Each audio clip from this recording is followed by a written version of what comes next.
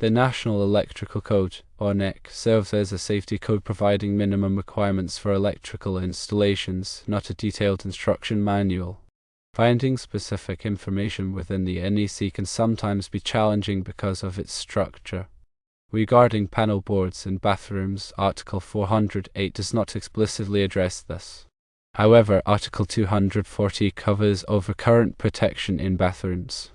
Article 240 mandates that overcurrent devices be located in readily accessible locations and prohibits their placement within bathrooms. This rule implies that panel boards which contain overcurrent devices are generally not permitted in bathrooms. However, there is an exception to this rule. Section 240.24f allows overcurrent devices in bathrooms if they are part of a listed assembly specifically designed for bathroom use. This means panel boards listed for bathroom use are permitted for installation in bathrooms. Therefore, panel boards are permitted in commercial bathrooms if they are specifically listed for such use. It's crucial to ensure that the required working clearances around the panel board are maintained, even if it is a listed panel board. This clarification should aid in understanding the NEC logic regarding panel boards in commercial bathrooms. The NEC is structured in a way that addresses general requirements first, then provides specific exceptions and modifications. It's essential to understand the general rule before looking for exceptions. The NEC primary purpose is safety. Its rules are designed to minimize the risk of electrical shock and fire. Always consult the latest edition of the NEC and consult with a qualified electrical inspector or engineer for specific project requirements. It is also helpful to consider the definitions provided in Article 100. The NEC defines terms like accessible, readily accessible, and listed, which are critical in interpreting the code. For example, understanding the difference between accessible and readily accessible can significantly impact equipment placement. Furthermore, be mindful of the product standards referenced by the NEC. Listed equipment must meet specific standards set by organizations like Underwriters Laboratories, or UL, or Intertek, ensuring its safety and performance. Always check the listing information for any equipment being installed. It should be noted that the NEC is updated every 3 years, so it's critical to use the latest version. State and local jurisdictions may also have amendments to the NEC, so always check with the local authority having jurisdiction, or UJ, for specific requirements. Remember that compliance with the NEC is a legal requirement. Failure to comply can result in fines, project delays, and potential safety hazards. Proper planning and careful attention to detail are essential for ensuring a safe and code-compliant electrical installation. When interpreting the NEC, consider the scope of each article. Some articles apply generally, while others apply to specific types of installations or equipment. Understanding the scope of an article helps to avoid misinterpretations. Also, pay attention to the use of mandatory and permissive language in the NEC. The word shall indicate a mandatory requirement, while the word should indicate a recommendation. Careful attention to this language is essential for proper code compliance. Another important aspect of the NEC is its organization by chapter. Chapters 1 through 4 contain general requirements that apply to all electrical installations, while chapters 5 through 7 cover special occupancies, special equipment, and special conditions. Understanding this organization can help to locate relevant information quickly. Remember that the NEC is a complex document, and proper interpretation requires a thorough understanding of electrical theory and practice. If you are unsure about any aspect of the NEC, always consult with a qualified electrical professional. It's also important to document all aspects of the electrical installation, including the materials used, the wiring methods employed, and the test results obtained. This documentation can be valuable for future maintenance and troubleshooting. Finally, remember that the NEC is not a substitute for good engineering judgment. While the NEC provides minimum requirements, it is always best to design and install electrical systems that exceed these requirements whenever possible. This approach can improve the safety and reliability of the electrical system. Additionally, consider the impact of new technologies on electrical installations. The NEC is constantly evolving to address new technologies such as solar power, electric vehicles, and smart home systems. Staying up to date on these changes is essential for ensuring safer and code-compliant installations. The NEC also addresses the issue of arc fault circuit interrupters, or SIs, and ground fault circuit interrupters, or GFCIs. These devices are designed to protect against electrical shock and fire, and they are required in many locations throughout a building. Understanding the requirements for SIs and GFCIs is critical for ensuring electrical safety. It's also important to consider the grounding and bonding requirements of the NEC. Proper grounding and bonding are essential for preventing electrical shock and ensuring the safe operation of electrical equipment. The NEC provides detailed requirements for grounding and bonding, and these requirements must be followed carefully. In addition to the NEC, there are other standards and regulations that may apply to electrical installations. These include state and local codes, as well as standards from organizations such as the Institute of Electrical and Electronics Engineers, or IEE, and the National Fire Protection Association, or NFPA. It's important to be aware of all applicable standards and regulations.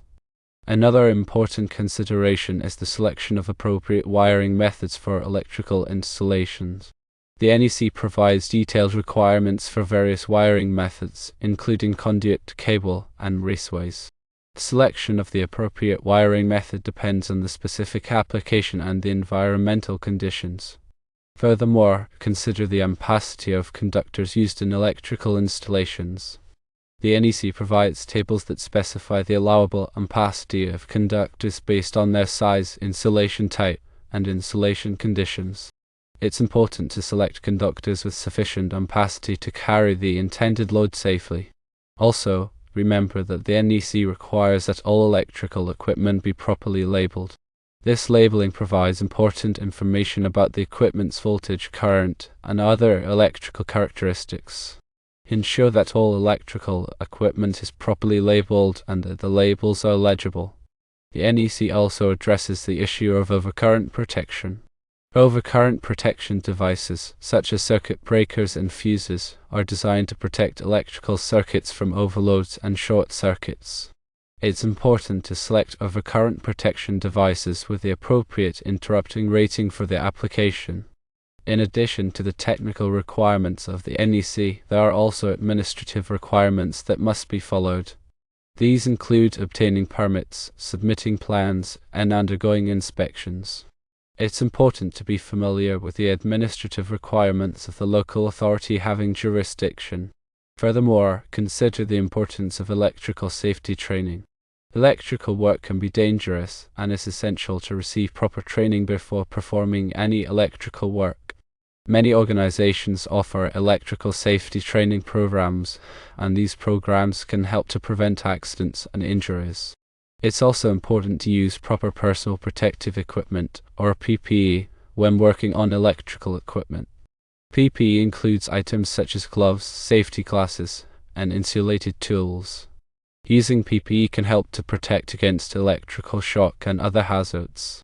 Additionally, remember that the NEC is not a static document. It is constantly being updated and revised to reflect changes in technology and industry practices. It's important to stay up to date on the latest edition of the NEC and to be aware of any amendments or interpretations issued by the local authority having jurisdiction. The NEC also addresses the issue of energy efficiency. The NEC encourages the use of energy-efficient lighting, appliances, and other electrical equipment. Using energy-efficient equipment can help to reduce energy consumption and save money. In addition to energy efficiency, the NEC also addresses the issue of sustainability. The NEC encourages the use of sustainable materials and practices in electrical installations. Using sustainable materials and practices can help to reduce the environmental impact of electrical installations. Furthermore, consider the importance of electrical system maintenance. Regular maintenance can help to prevent problems and ensure the safe and reliable operation of electrical systems. Maintenance activities include inspecting, testing, and cleaning electrical equipment. Also, remember that the NEC is a consensus standard. This means that it is developed through a process that involves input from a wide range of stakeholders, including manufacturers, contractors, engineers, and inspectors. This consensus process helps to ensure that the NEC is technically sound and reflects the needs of the electrical industry. The NEC is a valuable resource for anyone involved in electrical work. It provides a comprehensive set of requirements for safe and reliable electrical installations. By following the NEC, electrical professionals can help to protect people and property from electrical hazards. Finally, it's important to remember that the NEC is not intended to be a substitute for professional judgment. Electrical professionals should use their knowledge, skills, and experience to make informed decisions about electrical installations. The NEC provides a framework for safe and reliable electrical work, but it is up to electrical professionals to apply their judgment and expertise to ensure that electrical installations are safe and code compliant. The use of reference standards such as those published by organizations like the IEEE and UL are essential for ensuring the safety and reliability of electrical installations. Understanding the scope and application of these standards is critical for compliance with the NEC. Consider the impact of harmonics on electrical systems. Harmonics are distortions of the electrical waveform that can cause equipment overheating, reduced efficiency, and other problems. The NEC addresses the issue of harmonics, and it's important to be aware of the requirements for mitigating harmonics in electrical systems. Also, remember that the NEC is not just for new construction. It also applies to existing electrical installations. When making alterations or repairs to existing electrical systems, it's important to ensure that the work complies with the current edition of the NEC. Furthermore, consider the importance of coordination between different trades. Electrical work often involves coordination with other trades such as plumbing, HVAC, and carpentry. Effective communication and coordination are essential for ensuring that the work is done safely and efficiently. In addition to the technical aspects of electrical work, there are also important business considerations. These include estimating costs, managing projects, and complying with regulations. Electrical contractors need to be proficient in both the technical and business aspects of their trade. Furthermore, consider the importance of continuing education. The electrical industry is constantly evolving, and it's important to stay up to date on the latest technologies, techniques, and regulations.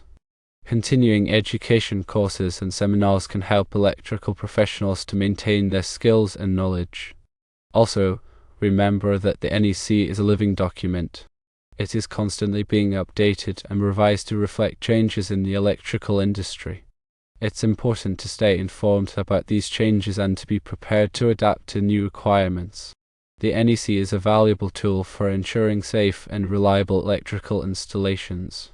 By following the NEC and staying up to date on the latest developments in the electrical industry, electrical professionals can help to protect people and property from electrical hazards. Finally, it's important to remember that electrical safety is everyone's responsibility. Whether you're an electrician, an engineer, an inspector, or a homeowner, you have a role to play in ensuring that electrical systems are safe and code compliant. By working together, we can create a safer electrical environment for everyone.